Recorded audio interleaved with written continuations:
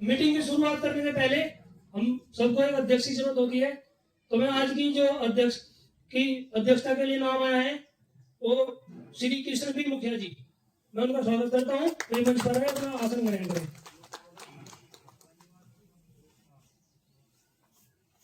आज की जो हमारे मुख्य अतिथि है, जो हमारा मुख्य उद्देश्य, मैं आपको पहले बताता चलूं, आज का जो हमारा मुख्य उद्देश्य है, जो मीटिंग है, उसका मुख्य उद्देश्य हमारा मर्दा होती है मिट्टी, और मिट्टी होती है किसान की जान। हम गन्ना किसान है। गन्ना बोने से पहले गन्ना बसंतकालीन बुआई का समय आने वाला है, तो सबको गन्ना बोना है। तो जो गन्ना बोने से पहले जो हमारी सबसे पहली प्राथमिकता है भूमि। तो जितने भी आज सारी चर्चा होगी भूमि के बारे में होगी, भूमि शोधन, भूमि कार्य। तो हमारे बीच मुख्य अतिथि के रूप में है ज्येष्ठ गन्ना विकास निरीक्षक बिजनौर से श्री दलेश्वर मिश्रा जी। हम तालियों से उनका स्वागत करते हैं। बहुत बहुत धन्यवाद। और हमारे बीच है उत्तम शुगर प्रकाशपुर मिल से डॉक्टर डी.वी. पांडे, जो स्वयं साइंटिस्ट हैं उत्तम शुगर ग्रुप से, और एडवाइजर भी है। और डॉक्टर ऋतुजा मोरे, ये मैडम है माइक्रोबायोलॉजिस्ट है, जो वीआई वसंत द्वारा जी पुणे से है। केवी के नगीना से हमारे प्रिंसिपल साइंटिस्ट है डॉक्टर के सिंह जी। मैं उनका धन्यवाद करता हूँ और स्वागत करता हूँ। अब इसी कड़ी को आगे बढ़ाते हुए मैं अपने जो मुख्य अतिथि आए हैं उनके स्वागत में एक स्वागत समिति हमारी है, उनका स्वागत करेंगे फूलमाला पहनाकर। मैं उनसे आग्रह करता हूँ, कमल भाई, लक्की भाई कहाँ पे? लक्की निवाल जी, तो भाई स्वागत है। सचिन नामा जी, हमारे बड़े भाई हैं यूट्यूबर।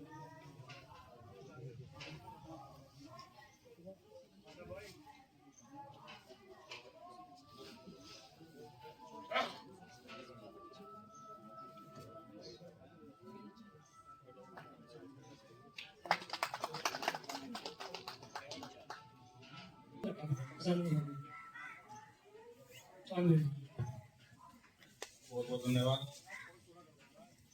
अध्यक्ष जी, डॉक्टर पांडे जी, मैडम मोरे जी, ऋषि साहब और केवी से आए साइंटिस्ट और सभी किसान भाइयों और बंधुओं।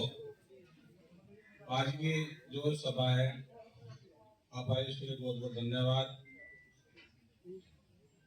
किसान का मुख्य उद्देश्य क्या है और क्या होना चाहिए, इस पे आज फोकस डलेगी कि हर किसान भाई चाहता है कि मेरी अच्छी पैदावार हो, लेकिन पैदावार लेने के लिए उसे क्या करना चाहिए, क्या नहीं करना चाहिए, आज हमारे वैज्ञानिक लोग हमें बताएंगे। मैं ज्यादा समय नहीं लूंगा क्योंकि मैं तो आप लोगों से मिलकर रहता हूँ, ऐसी हस्तियां बार बार नहीं मिलती। हमारी मैडम मोरे जो है ये माइक्रोबायोलॉजिस्ट है पुणे से, आज स्पेशल से आई हुई थी। तो मैंने बोला मैडम जी ने कहा कि आप आधा घंटा जरूर ढूंढा दो, किसान भाई दूर से। अपने थोड़े सर भी 32 साल पुणे में आपका साइंटिस्ट है, सीनियर साइंटिस्ट, तो उनको भी मर्दा का बहुत गहरा अनुभव है। ये तो गहरा होता है, बहुत गहरा अनुभव है।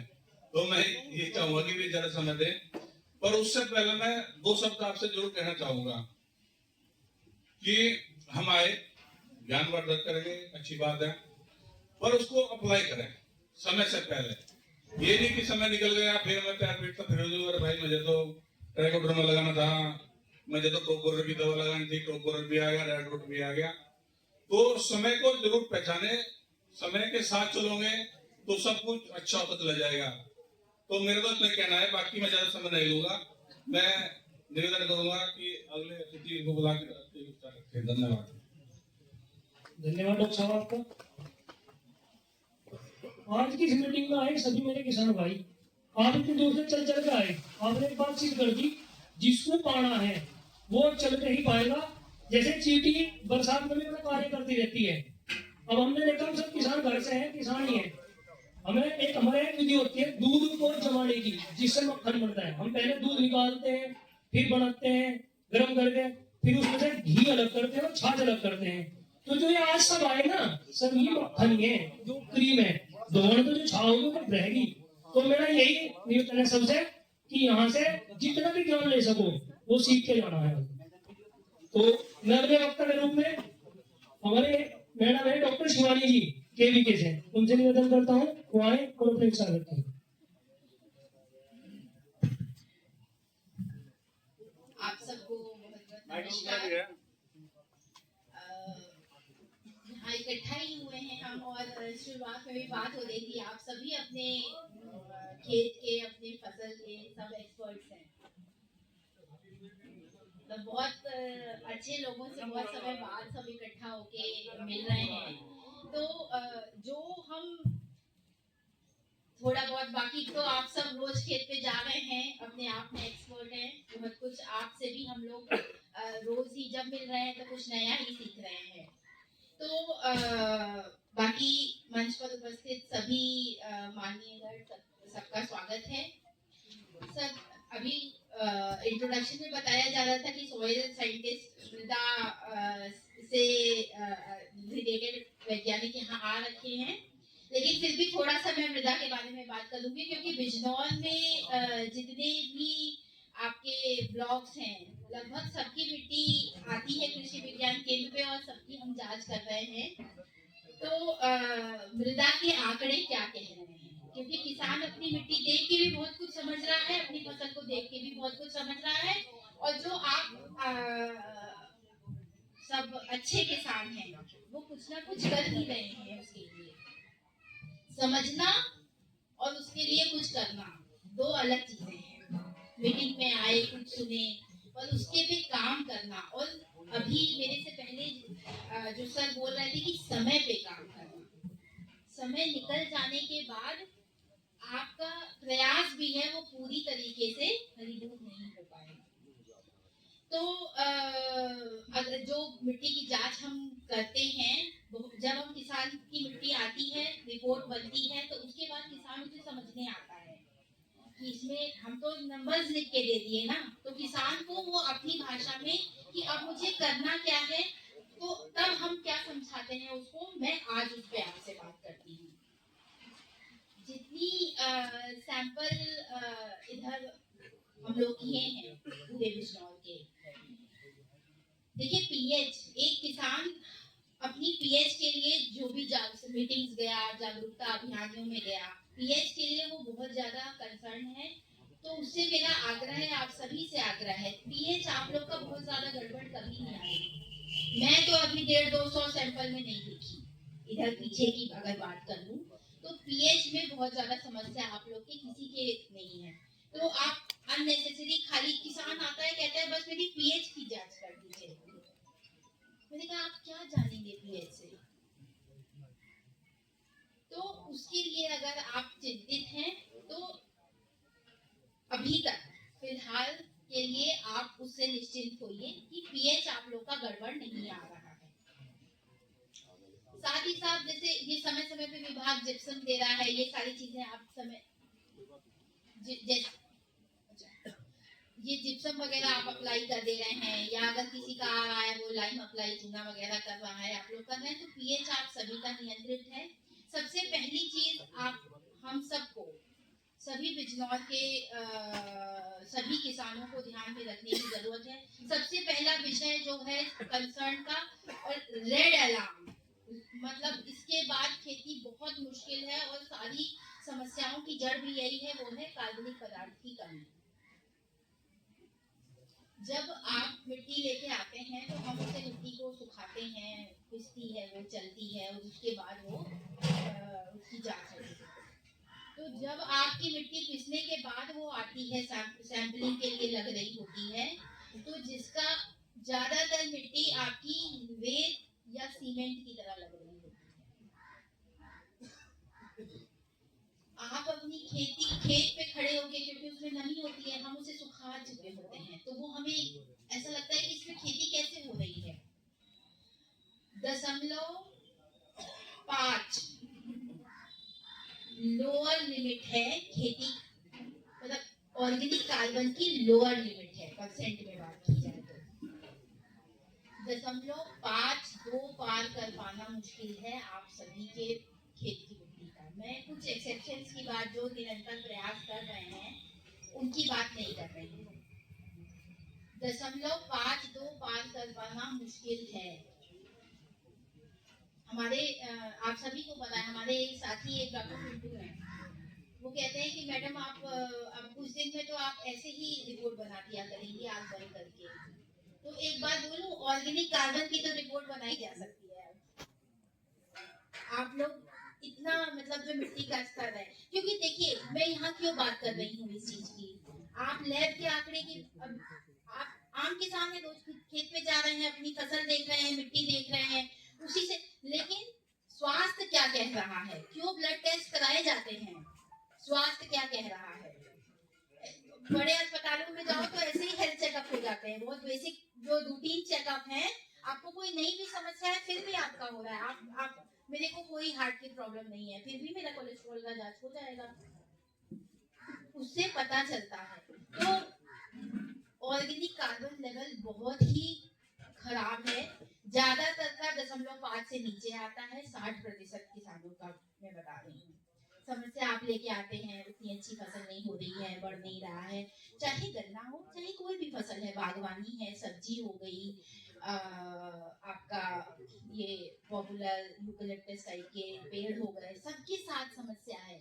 आप ध्यान कहाँ दे रहे हैं, आप ध्यान दे रहे हैं, देखिए प्रजाति पे कितना बड़ा पूरा पूरा मतलब सारा गन्ना किसान प्रजाति को लेके कितना कंसर्न है, और गन्ने से रिलेटेड सभी विभाग, मील, सबको प्रजाति पे एकदम टाइट कर रखा गया है इस समय। लेकिन आपकी प्रजाति परफॉर्म करने में एक बहुत बड़ा रोल आपकी मिट्टी का है, इस चीज को ध्यान में रखिए। जैसे कि आप समय से पहले प्रजाति का चयन और प्रजाति का इंतजाम नहीं करेंगे तो पूरा साल भर आपका गन्ना वैसा ही करेगा, जो बोएंगे वही काटेंगे। उसी तरीके से आप बुआई से पहले अगर देसी खाद, कूड़े की खाद, हरी खाद, जिस भी रूप में आप ऑर्गेनिक मैटर, जैविक पदार्थ, जैविक कार्बन, जो आप कहते हो उसको अपनी भाषा में, उसका अगर इंतजाम नहीं कर रहे हैं तो साल भर आप ऊपर से कुछ नहीं कर सकते। साल भर ऊपर से आप क्या कर सकते हैं, खाद के कट्टे लाके यूरिया, डाया, पोटास, बाल्टी, जाइम, इनका स्प्रे कर सकते हैं। इनको आप मिट्टी में डाल सकते हैं, पहला पानी दूसरा पानी 35 दिन 45 दिन यही कर सकते हैं। तो सभी से आग्रह है कि ये जो भी आप खाद डाल रहे हैं रासायनिक, मैं ये नहीं कह रही हूँ आप रासायनिक मत करें, वो आपके ऊपर है, जैविक करें, रासायनिक करें, बीच का रास्ता करें, ये आपकी श्रद्धा है, आपकी मेहनत है, जैसा आप करना चाहें वैसा करें। लेकिन खाली रासायनिक से नहीं चलेगा। रासायनिक जितनी भी खादें होती हैं वो कुछ भी हम मिट्टी में के लिए नहीं कर रहे हैं, वो कुछ भी मिट्टी के स्वास्थ्य को नहीं प्रभावित करेंगी, वो सबका सब फसल के लिए है, फसल कटेगी, पूरा इस्तेमाल भी नहीं होता है। 100 रुपए में 30 से 35 रुपए की ही खाद आपकी इस्तेमाल हो रही है। तो यदि जैविक कार्बन नहीं सही किया गया, सबसे पहला पॉइंट मैं जब उसको स्वास्थ्य कार्ड समझा रही होती हूँ तो बोलती हूँ तुम इसका इंतजाम करो, बाकी अपने आप सही हो जाएगा। जो संस्तुति होती है वो लगभग 4 टन एकड़ के हिसाब से जाती है। कोई बात नहीं, आप पे ना पशु हैं, पशु की कमी है, खाद की कमी है, आप मत करो 40 कुंटल के आसपास, 20, 25, 30, जिस तरह से आप प्रयास करेंगे वैसा ही होगा, और ये एक दिन में होगा भी नहीं। आप सोचे कि इस बार मैं अभी फरवरी मार्च की बुआई करूंगा तो मैं खाद का पूरा इंतजाम करूंगा, ये एक दिन में नहीं, कम से कम 4 से 5 साल लगेंगे, तब बेहतर होगा। ये भी नहीं कह रहे होंगे 5 साल, जैसे स्वास्थ्य के लिए कुछ भी निरंतर, आप कहो कि मैडम 2 महीने दौड़ लगाते हैं, तो क्या मैं 2 महीने बाद हो सकता हो कुछ बेहतर स्थिति में आपको दिखाई दूं अपने स्वास्थ्य को लेके, फिर अगर फिर मैं 6 महीने कुछ नहीं करूंगी तो फिर वैसे ही दिखाई दूंगी।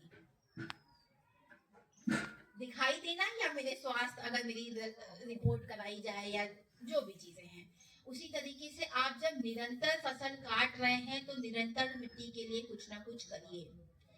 फास्फोरस आज से 4 साल 5 साल पहले फास्फोरस और पोटाश दो ऐसे पोषक तत्व हैं जो प्रचुर मात्रा में पाए जाते थे। इधर पीछे 50 सैंपल की मैं आपको एक आंकड़ा बता रही हूँ। जो फास्फोरस है वो 10 से 25 किलोग्राम प्रति हेक्टेयर के हिसाब से मैं बता रही हूँ, वो बीच का माना जाता है। मीडियम रेंज जो है, लो मीडियम से लो के रेंज में आ गया है। कुछ मीडियम आ रहे हैं, कुछ लो आ रहे हैं, हाई अब बहुत कम सैंपल आ रहे हैं। आप ऐसा मान के चलिए 50 में से 4 या 5 सैंपल आ रहे हैं। आप तो डाया पे बुआई करते हैं, सभी गन्ने की बुआई डाया पे कर रहे हैं, फिर भी आपका फास्फोरस कम है, मिट्टी का फास्फोरस कम है। आपने डाया डाला, गन्ना बोया, पर मिट्टी को अगर आप इतनी अच्छा आपका डाया झुक रहा होता तो क्यों लो में आ रहा होता।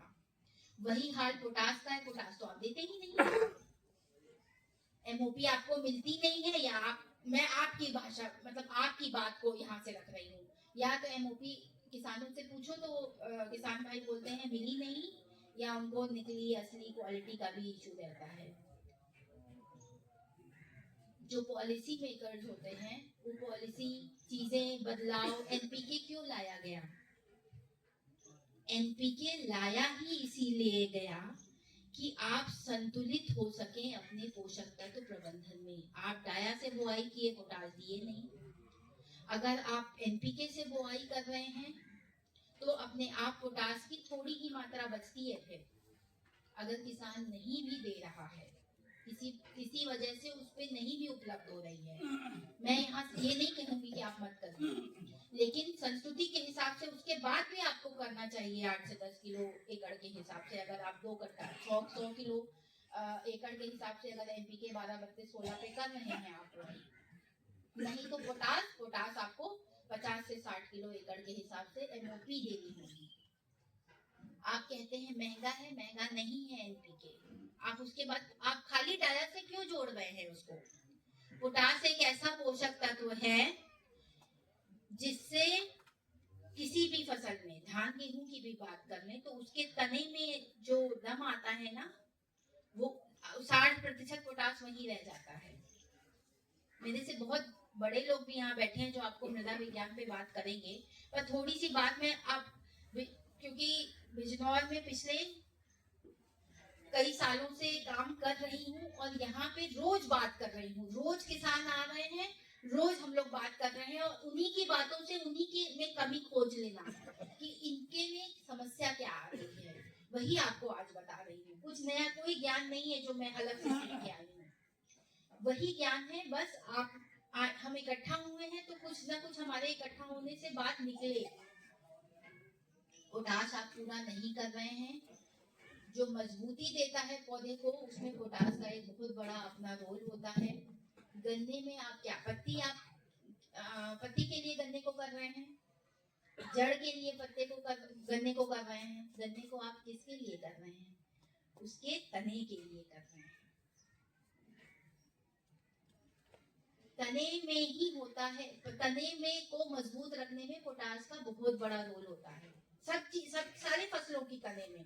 और गन्ना एक ऐसी विशाल फसल, आप उसको पोटाश दे ही नहीं, डाया पे पोटाश बुआई कर रहे हैं, फिर पहले पानी पे यूरिया, दूसरे पानी पे यूरिया, उसके बाद जब फसल लेने लायक नहीं बचेगी तो कोई दुकान वाला आपको समझा देगा। मैं किसी की कोई वो नहीं है। आज तक जिसने हमारी खेती संभाली है, अगर वो दुकान वाला ही है तो भी वो अच्छा ही है, समझ लीजिए। बुराई किसी की नहीं है। आज मैं आपके पास आ रही हूँ, कल को आपसे वेतन मिल जाएगा तो आप बुरे थोड़ा ना हो जाएंगे मेरे लिए, ठीक? तो उसके बाद जब फसल लेने लायक नहीं रह गई, या उसकी एक अवस्था होती है ना, आप मेरी हाइट बढ़ा सकते हैं क्या?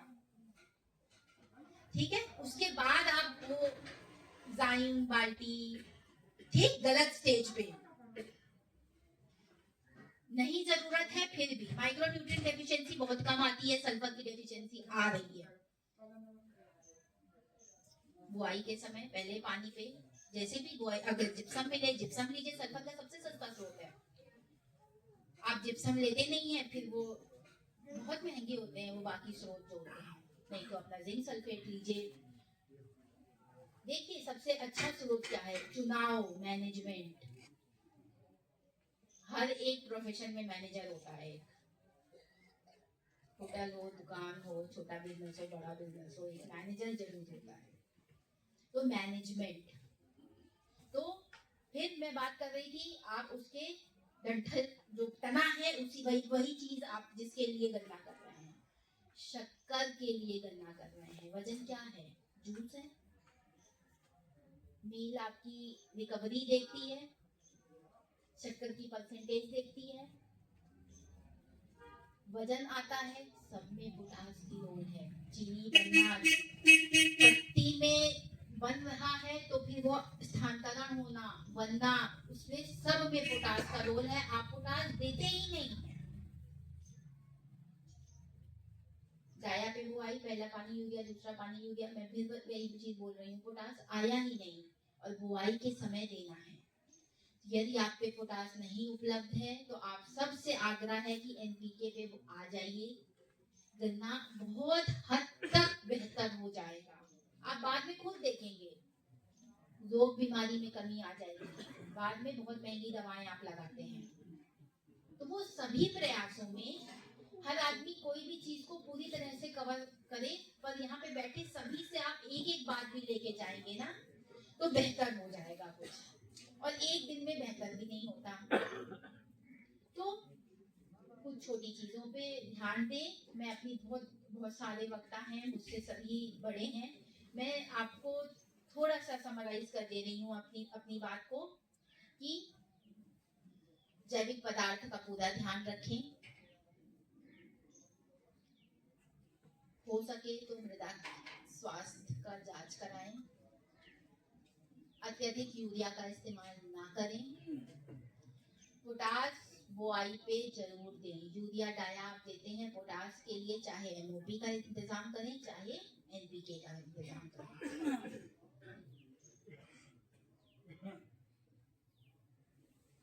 इन चीजों का ध्यान रख के आप अपनी नई प्रजाति, मील से लेके विभाग, सब लोग आपको प्रजाति के लिए आपके साथ हैं। बस अपनी अच्छी प्रजाति को लेके बुआई करिए। अपने आप बहुत सारी चीजें, बाकी भी बाद में भी बहुत सारी चीजें बीच में आएगी, पर मैं अपने बात में ये 3 चीजों पे बुआई का समय शुरू होने जा रहा है। आप सबसे आग्रह करती हूँ कि इन चीजों का अपनी गन्ने की खेती में जरूर ध्यान